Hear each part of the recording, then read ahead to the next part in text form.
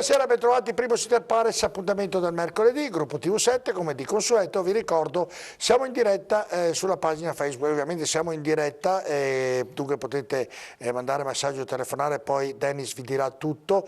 L'ospite di questa sera è un ospite importante perché da professore si è candidato a Presidente della Regione Veneto con un impegno non poco importante, ma molto importante, e questa sera è qui per raccontarci il suo programma e tutto quello che vorrà fare se riuscirà a battere l'attuale governatore Luca Zaia. Buonasera Arturo Lorenzoni, grazie di essere con noi. Buonasera dottor Borile, grazie dell'invito. Tutto bene? Tutto bene. Tutto bene. Tutto bene. Allora andiamo prima da Dennis, che lo saluto perché ovviamente dovete comunicare con lui. Buonasera Dennis. Una buona serata anche da parte mia, a te Giorgio, al candidato governatore Arturo Lorenzoni, ovviamente a tutti i nostri telespettatori che ci seguono da casa, e proprio a voi mi rivolgo perché potete interagire con noi se ci telefonate allo 049 80 77753 oppure se ci scrivete un sms al 345 334 1171, quindi insomma interagite con noi, poi trasmetteremo i vostri messaggi nel corso della trasmissione. Allora, prima di iniziare, Arturo Lorenzoni, non posso più chiamarlo vice sindaco, non è più vice sindaco. Allora, prima di iniziare a parlare di questa sua nuova avventura, le è dispiaciuto lasciare la carica di vice sindaco di Padova, avendo contribuito a vincere la recente elezione padovana, battendo Bitonci assieme a Giordani, insomma, le è dispiaciuto lasciare quella poltrona, usiamo questo termine? No, la poltrona sinceramente no, nel senso che non mi affeziono alle poltrone. La poltrona nel senso, capito? Mi è dispiaciuto lasciare il gruppo con cui ho lavorato per 3 anni, questo sì, molto, perché si è creato un legame, si è creata una collaborazione, una complicità anche, che mi manca già, anche se è solo da poche ore. Però è pentito? No, pentito assolutamente no, però quando si lascia qualcosa a cui si tiene c'è sempre un qualcosa che viene a mancare. E cosa ne è mancato di più di questa sua lasciata come vice sindaco di Padova? Cosa ne manca di più? Anche se è presto per dirlo, ovviamente. No, è presto per dirlo, però ecco, il dover raccogliere tutte le cose accumulate nell'ufficio negli ultimi 3 anni, fare la cernita, cosa devo tenere, cosa non devo tenere. Sono stati tanti ricordi che oggi mi hanno... ho fatto una rapidissima carrellata dei 3 anni, recuperando molte delle cose fatte, e sono venuti tutti questi ricordi concentrati in una giornata, sono stati impegnativi dal punto di vista anche emotivo, perché ci sono delle cose belle a cui ho lavorato, a cui sono molto affezionato, e alcune delle quali anche non ricordavo nemmeno. Si sente amato dai padovani?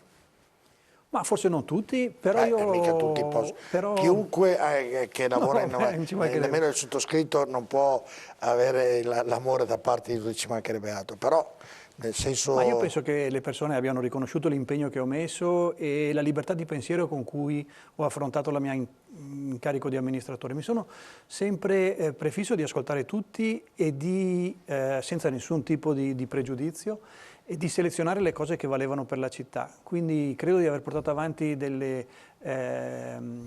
partite che non avevano un'affiliazione, diciamo così, di parte, ma erano delle partite per la città, e questo credo mi sia riconosciuto anche da persone che sicuramente non mi hanno votato, ma che poi hanno apprezzato le cose che ho fatto. Questa forse è la soddisfazione più grande. Senta, e come mai poi vuole candidarsi come governatore in una partita che è tosta, e lei lo sa benissimo che è tosta, è difficile da raggiungere l'obiettivo per via ovviamente della popolarità e del Veneto nei confronti che ha Zaia, e anche ha visto dei sondaggi da quanto è amato, cioè come mai si è messo in testa di fare questa battaglia? Ma questa stessa domanda mi è stata posta 3 anni fa, quando mi dicevano... Beh sì, però era diverso, insomma... Ogni partita è diversa, però a me piacciono le partite serie, complicate, non ho mai giocato partite scontate. E in questo caso è nato un po' senza neanche volerlo, cercarlo particolarmente questo percorso, nella misura in cui lo scorso anno abbiamo iniziato a fare rete tra gli amministratori civici presenti nella Regione Veneto, che sono molto forti a livello locale ma non hanno rappresentanza in una scala più ampia che è quella regionale. E allora sentendo il sindaco di Rovigo, il sindaco di Feltre, il sindaco di Belluno, altri amministratori della regione che nella comunità in cui vivono sono apprezzati e stimati, ma non avevano una rappresentanza. E abbiamo detto perché non creiamo una rete e non vediamo di portare questa nostra presenza anche in una scala più ampia.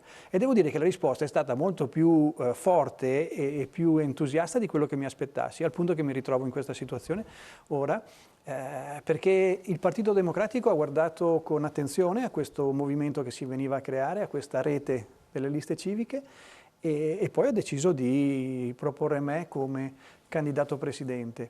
È un riconoscimento importante a questi movimenti civici, ma io credo sia anche una visione lunga che il Partito Democratico ha avuto nel capire che dobbiamo allargare la base dell'area democratica, perché se no facciamo fatica a contrapporci ad una destra che qualche volta ha il volto rassicurante, come nel caso di Luca Zaia, però è una destra che è spigolosa. Poi ne parleremo. Io devo fare la parte dell'avvocato del diavolo in questa missione, quindi devo fare anche delle domande cattive, ovviamente, non nel senso cattivo perché ho la stima nei suoi confronti. Tanti dicono, beh, Lorenzoni è andato, si è candidato, l'importante è che prenda un po' di voti e prenda una sedia, una poltrona in regione, per prendere lo stipendio.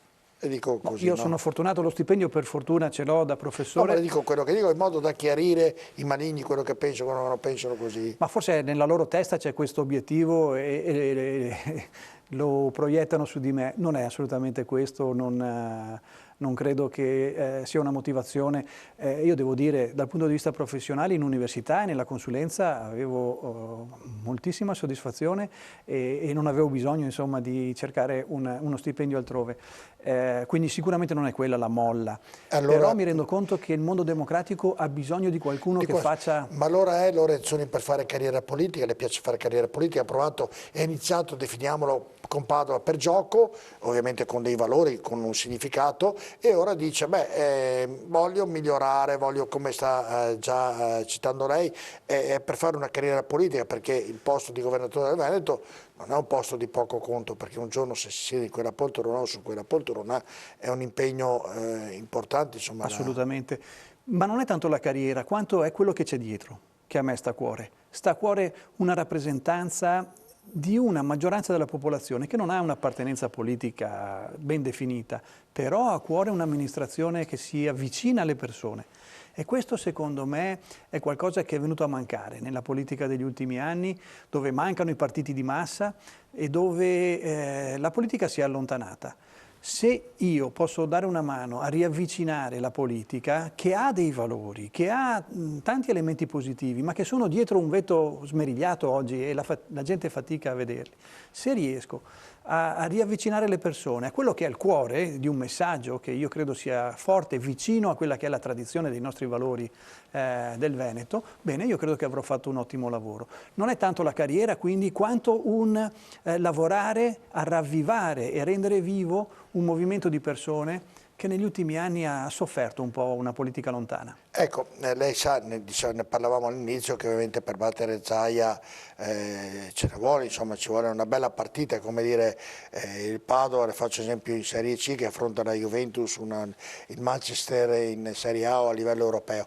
Sai che è una partita dove parte davvero... Certo, è una partita complessa. Se uno è obiettivo e fa un ragionamento, è una partita complessa, dunque, e uno dice, ma Arturo Lorenzoni, che è una persona degna, una persona intelligente, come mai si è messo in una partita che al 99,9% è quasi sicuro che perderà? Come mai si è messo? Per quale motivo? Perché fa questo?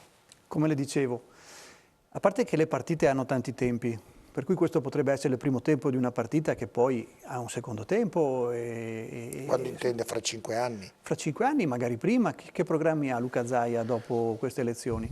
Io non sono convinto che lui abbia tutta questa voglia di rimanere nel Veneto. Beh, lui ha detto così, però. No, dopo lui però... ha sempre detto che non vuole andare a Roma, perlomeno questo è quanto ci ha detto, poi se è una strategia sua non lo so. Però non lo so nemmeno io, però non lo possiamo sapere. Io credo che appunto l'area democratica debba essere pronta a qualsiasi evoluzione del panorama politico veneto.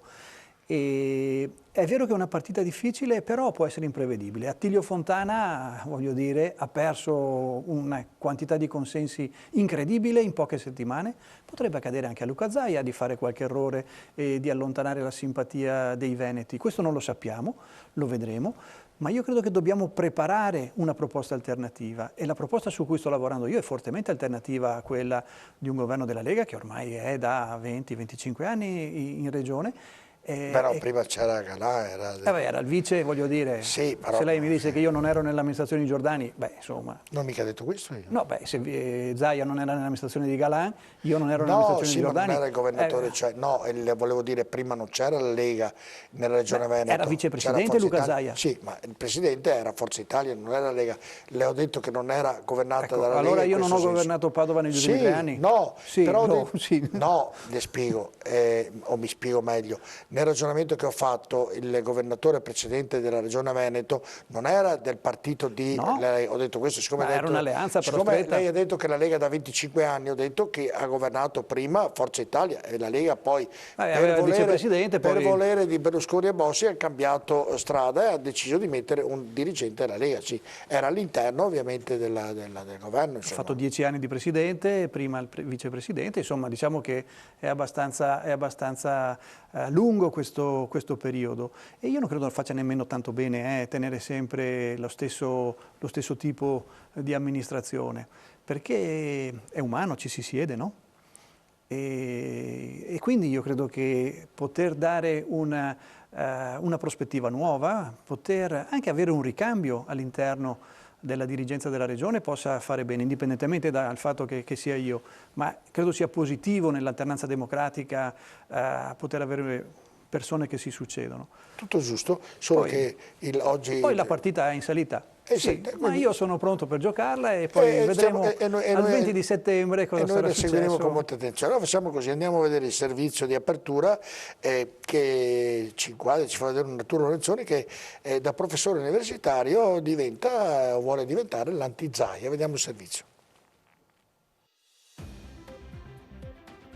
Il professore universitario che punta a scalzare Luca Zaia dal governo regionale. Quella di Arturo Lorenzoni è una carriera politica giovane ma piena di momenti da ricordare. Nato il 19 settembre 1966, Lorenzoni ha alle spalle un'importante esperienza accademica. Ingegnere elettrotecnico e dottore di ricerca in energetica, nel 1992 consegue il master in economia dell'energia e dell'ambiente presso la Scuola Superiore Enrico Mattei ENI. Insegna presso la Scuola di Ingegneria Industriale dell'Università di Padova e nel 2013 ottiene l'abilitazione al ruolo di professore ordinario nel settore scientifico e economia applicata. I suoi interessi scientifici vanno dall'economia applicata al settore dell'energia, alla regolamentazione del settore, allo sviluppo delle fonti rinnovabili di energia e dell'efficienza energetica. È in previsione delle elezioni comunali di Padova del 2017 che decide di scendere in campo e lo fa con Coalizione Civica, un movimento nato nell'ottobre 2016 con l'obiettivo di generare nuove opportunità per la città grazie alla partecipazione della cittadinanza. Il programma elettorale è fortemente improntato, tra gli altri punti, sull'ambiente e sulla mobilità sostenibile. Al primo turno, l'11 giugno ottiene un po' a sorpresa 20.000 voti e il 22,8% delle preferenze, apparendo subito come il vero ago della bilancia in previsione del ballottaggio. Pochi giorni dopo stringe l'accordo con Sergio Giordani e al secondo turno arriva la vittoria sul centrodestra e su Massimo Bitonci. In base agli accordi tra gli alleati, Lorenzoni assume la carica di vice sindaco e gli assessorati pesanti a mobilità e viabilità. Molte le battaglie portate avanti nel corso di questi 3 anni, dalla seconda linea del tram che collegherà la stazione a Volta Barozzo e di cui qualche giorno fa è stato presentato il progetto definitivo, alla mobilità sostenibile con l'arrivo in città di biciclette elettriche e a breve anche di monopattini, passando per la riorganizzazione della ZTL e per il percorso partecipato sul futuro dell'ex caserma Prandina. Le sfide a Lorenzoni piacciono e così ora ne lancia una all'apparenza quasi impossibile da vincere, quella a Luca Zaia, il governatore più amato d'Italia e a detta dei più destinato a portare a casa un terzo mandato. Nasce allora il Veneto che vogliamo, un percorso sorto con l'obiettivo di rimettere al centro le grandi questioni della regione e costruire un ampio progetto politico alternativo. Alle elezioni regionali di settembre Lorenzoni correrà con il sostegno del Partito Democratico, deciso più che mai a sorprendere tutti, ancora una volta. Dunque Arturo Lorenzoni che vuole sorprendere tutti. Ho visto che ci sono dei messaggi, ricordo che siamo in diretta, vedete i numeri per mandare sia messaggi oppure per telefonare, Dennis vi risponderà e potete intervenire ovviamente in diretta, ognuno si prende le responsabilità del caso. Vediamo i 4 messaggi, ovviamente non so se anticiperanno tutti i ragionamenti perché qui è una sfilza di ragionamenti da fare con Arturo Lorenzoni che non so se la trasmissione in tempo ci sarà la possibilità di parlare di tutto. Volevo chiedere al candidato Lorenzoni come si comporterà nei confronti dell'autonomia se dovesse vincere. Continuerà a chiederla o lascerà perdere? Ne leggiamo una volta la risposta. Le chiedo Arturo Lorenzoni delle risposte rapide perché ho molti temi e molte tematiche. Rapidissimo, questo è un tema centrale, senz'altro l'autonomia. La chiediamo, ma la chiediamo per davvero, non solo a parole. Luca Zaia sono 10 anni di presidenza e la chiede e non ha ottenuto. Io credo che un'autonomia nel senso di riforma federale dello lei Stato... dice se vado io la ottengo? Ma assolutamente, voglio dire, se poi c'è un governo che collabora con l'amministrazione della regione si può ottenere, ma si può ottenere se nell'alveo della Costituzione si chiedono delle cose ragionevoli e legate ad ma una l'autonomia, lei vorrebbe un'autonomia diversa dai punti che chiede il governatore Zaia, perché nel progetto, nel programma del governatore aveva 23 punti. I 2 punti il governo ha detto io ti do l'autonomia, i 2 che non ti do sono la sanità e la scuola e sono i 2 più importanti, insomma, quindi se ti tolgono quello e lei accetta è un'autonomia un po' ridotta. Ma non è un'autonomia nel momento in cui si ragiona su una riforma federale dello Stato e quindi un dialogo tra i diversi livelli amministrativi, in modo che non ci sia un centralismo veneziano rispetto a un centralismo veneto, ma ci sia una diversa organizzazione in cui le municipalità diventino il centro dell'azione amministrativa. Sì, ma se le tolgono i 2 punti cardinali, dove c'è il bilancio più importante, la sanità e il bilancio della regione che è quello più costoso, uso questo termine, no? Le tolgono quello ed è centralizzato a Roma, che autonomia è? Beh, ci sono degli margini molto grandi per rendere più efficiente l'organizzazione dello Stato, assolutamente, al di là, voglio dire, anche sulla sanità, possiamo discutere, già oggi c'è un buon livello di autonomia. Poi ne parliamo della sanità. Quindi lei dice, io faccio anche se mi tolgono quei 2 punti lì praticamente l'autonomia. Se il governo mi dice ok... Ma assolutamente si trova un punto di sintesi tra quella che è l'alveo della Costituzione e quelle che sono le richieste di una regione come il Veneto che ha necessità di poter correre. Quindi è uno dei punti centrali. Io sto dialogando molto con Simonetta Rubinato, che è persona che su questo tema ha lavorato moltissimo e che io mi auguro decida di sostenermi perché vedo che lei è lucida, che lei sta spingendo. E che perché si augura? Perché non ha ancora deciso, era Rubinato? Non ha ancora deciso. Ma stiamo dialogando. Sta lavorando perché accada io questo. mi auguro, cioè il mio ruolo vorrebbe essere proprio quello di aggregare. Tutti quanti. Quindi... Andiamo nel secondo messaggio, ne passiamo a turni di 4, ovviamente man mano andremo a sentire la spiegazione di Arturo Lorenzoni. Venga a vedere com'è la situazione a Rovigo, i giovani scappano dal centro storico e dunque il centro storico è deserto. Sarebbe ora che qualcuno facesse qualcosa. No. Credo sia compito che del sindaco di Rovigo di fare qualcosa. Insomma, ma ero a Rovigo sabato, quindi è una realtà che conosco, però è un fatto che i giovani dal Veneto scappano. Sono stati pubblicati proprio oggi dei dati Istat che hanno fatto vedere come l'emigrazione dei giovani nella fascia proprio 18-24. Secondo lei è colpa del governatore questo? È anche colpa di un governo della regione statico. Non è attrattiva la regione per i giovani, ma le faccio un esempio. Non è colpa del governo di Roma, perché scappano dappertutto, non solo dal Veneto. No, guardi che non è così. Dalla Lombardia dalla Lombardia non scappano, dall'Emilia Romagna scappano molto meno, dal Trentino Alto Adige scappiano meno. Noi se abbiamo un po' questo... Trentino è una regione autonoma, dunque vorrebbe scappare Trentino dall'Italia un po' diverso come concetto. No, ma noi guardiamo la fascia dei giovani. C'è un bel lavoro della Fondazione Nord-Est che ha guidato Carlo Carraro nel 2019, se non ricordo male, che mostra proprio, fa una fotografia di come questo sia un dato veramente di debolezza della nostra regione. E quindi lei cosa farebbe rapidamente per mantenerli? Ma per mantenerli dobbiamo rendere attrattivo il nostro territorio. Tipo avere una rete in fibra che sia veloce e che raggiunga anche le zone periferiche. Come fa uno a rimanere nelle nostre montagne? Lei è talmente convinto che la fibra risolva tutti i problemi? Ma guardi il telelavoro? No, non risolve tutti i problemi, ma un giovane che Chi lavora per Ma il esempio... telelavoro lei crede che qualche azienda non l'ha messo apposta in atto perché è conveniente anche all'azienda stessa? È possibile, ma non lo posso fare se vivo in Comelico e non c'è la linea veloce, o se a Rovigo, nelle zone più remote della provincia, non arriva. Ma io posso tenere un giovane a vivere lì se può fare tutti i lavori creativi, per Perfetto, esempio è con la stato fibra. chiaro con Se i trasporti non sono efficienti, non sono economici, un giovane non può rimanere a Rovigo e andare a lavorare a Mestre, per esempio, o come un'azienda non va a collocarsi a Perfetto. Rovigo perché non ha i servizi. Faccio maleducato, la interrompo perché ho tante cose da chiedere, guarda, ho una sfilza di cose da chiedere perché davvero poi eventualmente ci ritorniamo. Vediamo il terzo messaggio, se la regia me lo mette in onda gentilmente, saluto anche Marco e Claudio. Buonasera Lorenzoni, si ritiene soddisfatto di ciò che ha fatto per il trasporto pubblico a Padova? Di problemi da risolvere ce ne sono molti anche. Di problemi da risolvere ce ne sono molti e molti anche. Sì, mi ritengo soddisfatto nella misura in cui si cucina con gli ingredienti che si hanno. E abbiamo fatto dei passi avanti importanti, abbiamo ripristinato delle linee che erano state precedentemente sospese, abbiamo fatto degli investimenti che nel tempo creeranno valore nella città.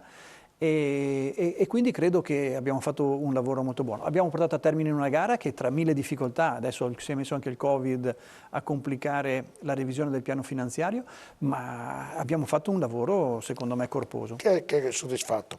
Andiamo nell'ultimo della prima serie di messaggi. Sarà difficile fare meglio di Zaia. Dopo tutto quello che ha fatto in questi 10 anni, perché bisognerebbe cambiare? Ma l'ha spiegato, immagino, è inutile ritornarci, perché però è giusto rispondere a questo messaggio. No, è curioso perché io vorrei chiedere a chi ha fatto il messaggio cosa c'è in questi 10 anni di buono che ha fatto l'amministrazione Zaia. Perché cosa ci resta di questi 10 Ma anni? secondo lei se non ha fatto nulla di buono, perché la gente ha una percezione del governatore davvero... Perché è molto rassicurante, è molto bravo a comunicare è già una bella qualità anche quella. Assolutamente, allora, no? ma gliela si riconosce, penso che nessuno possa negare questa qualità ed è molto apprezzato per questo. Però io penso che la Regione abbia bisogno di un altro tipo di governo, di amministrazione reale, non di gestione. Dobbiamo iniziare a investire sulle infrastrutture, se no i giovani scappano, dobbiamo iniziare a investire sul trasporto, se no accumuliamo ritardo rispetto alle altre regioni, dobbiamo accompagnare le imprese realmente, non con le pacche sulle spalle. Cioè, dobbiamo portarli all'estero, avere l'orgoglio di avere nelle fiere in giro per il mondo l'angolo del Veneto, che è un sistema produttivo unico al mondo, dove abbiamo la meccanica, l'elettronica, abbiamo la moda, abbiamo tante cose che possiamo vendere in maniera coordinata. Ma abbiamo mai fatto un'opera di questo tipo? Io non l'ho vista. No, mi chiedo, io sono qui per chiedere, quindi No, lei, io poi rispondo. Allora, cominciamo. Guardi, ho più di 10 punti da chiederle nel suo programma. Quante ore abbiamo a disposizione? No, abbiamo un'ora e mezza di programmazione, di cui mezz'ora è già passata, è volata anzi, perché poi in questa Sono trasmissione... troppo chiacchierone, le chiedo no, scusa. ma va bene, in questa trasmissione volano i minuti in maniera incredibile. Delle volte io faccio che il maleducato la interrompo, le chiedo scusa se ciò dovesse accadere, ma è per cercare di completare tutta la scaletta che mi sono preparato. Lei ha un programma ben definito, deve ancora fare il programma con quelli che faranno questa partita assieme a lei, la sta studiando o può già anticipare nel suo programma i punti cardinali, i punti più importanti? Beh, guardi, ci sono diverse liste che mi appoggiano e ciascuna di esse ha un programma a cui ha lavorato negli ultimi mesi e in questi giorni stiamo proprio facendo la fusione di tutti questi programmi e andando a individuare le cose che stanno a cuore a tutti i gruppi politici. Sì, ma se io vengo qui e le chiedo, Lorenzoni, qual è la cosa primaria? Lei diventa governatore del Veneto, e qual è la cosa primaria che farà? Ha nel progetto con i suoi collaboratori ovviamente e con quelli che stanno studiando questa partita assieme a lei, avete deciso qual è il cavallo di battaglia? Cioè la Lega per anni è ovviamente stata l'immigrazione, è stata il cavallo di battaglia. Lei è ho fatto un esempio, lei è un cavallo di battaglia dove poter iniziare a duellare con Zaia? Oppure... Ma guardi, tutte le tematiche legate all'ambiente secondo me sono tematiche di assoluta priorità per la nostra regione e non gestite a sufficienza, per cui questo sicuramente è un tema che è alla base della proposta che noi andiamo a fare ai Veneti, che poi si articola in molte azioni specifiche, però la conservazione dell'ambiente è primaria, che poi vuol dire l'urbanistica, vuol dire i trasporti, vuol dire lavorare sulla qualità dell'aria, sulla ricerca e sulle azioni concrete, sulla conservazione del territorio. Questo sicuramente è un aspetto... È il primo nel suo... Ma direi di sì, ma se penso all'urbanistica, alle azioni che si stanno prendendo in questi giorni con per esempio il progetto di legge 513 che è in discussione in Consiglio regionale, per me è proprio un'urbanistica... Vuoi ricordarlo perché non tutti ricordano il 513? No, cosa certo, c'è un progetto di legge che mira per rilanciare, diciamo così, l'economia del Veneto dopo purtroppo il dramma del blocco del virus, rilanciare appunto l'industria delle costruzioni consentendo degli incrementi di volume, consentendo delle modifiche di destinazione all'interno delle città e dando anche dei condoni per chi abbia fatto, loro dicono piccoli abusi, io temo che siano anche Quindi dei lei grossi è abusi. pro condoni, insomma. Io sono contro i condoni. Però in questo caso ha detto tardi No. condoni, ho capito male io. Il progetto di legge prevede dei condoni che io non condivido. Ah, non condivide. No, perché è un umiliare coloro che hanno sempre rispettato le leggi. Le regole. E questo per me è sacro. Perfetto. Il cittadino che ha rispettato le leggi merita il mio rispetto. Se io faccio il condono lo bypasso e questo non è rispettare i cittadini. Quindi per me questa è una cosa proprio brutta. Brutta, quella è brutta. Noi ci andiamo in Ma pubblicità. il progetto No, di però legge ci sono delle è cose- debole perché pensare di dare ancora incrementi di volume oggi, dove abbiamo un eccesso di volumi nel Veneto che ci frena lo sviluppo e ci lascia un sacco di degrado, è veramente guardare al passato e non guardare al futuro. Per cui questa è una delle cose che io immediatamente bloccherei. Farà una battaglia. Perfetto. Assolutamente. Allora noi andiamo in pubblicità e poi avremo tante cose da chiedere ad Arturo Lorenzoni. Tra poco.